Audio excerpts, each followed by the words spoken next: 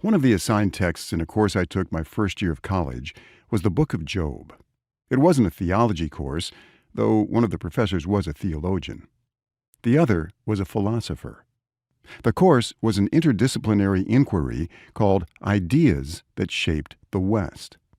The Judeo-Christian concept of God, and in particular a God who allows suffering, certainly qualified as one of those ideas.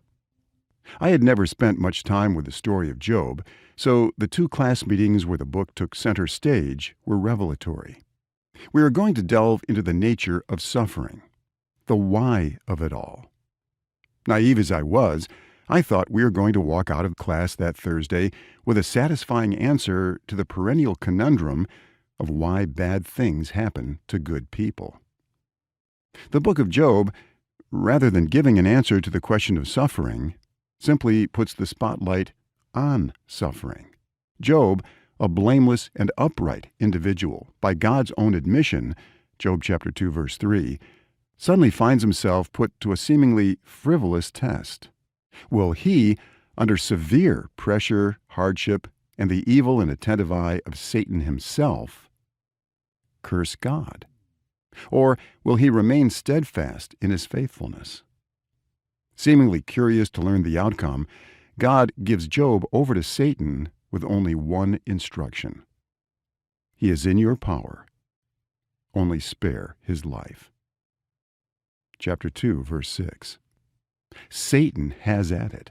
Job suddenly loses his money and resources, his children, and his health.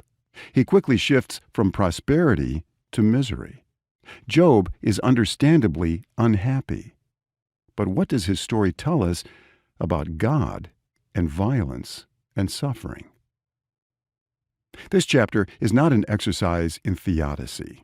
I will not try to answer the question of why God permits evil. It's enough simply to know that suffering exists, just one of the many results of a lack of peace.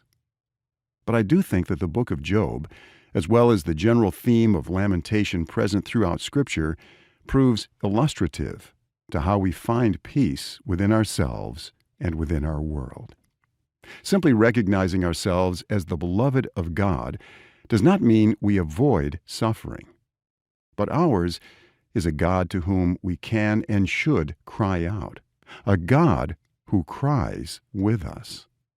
In this chapter, we will wrestle with the interwoven mystery of suffering and peace.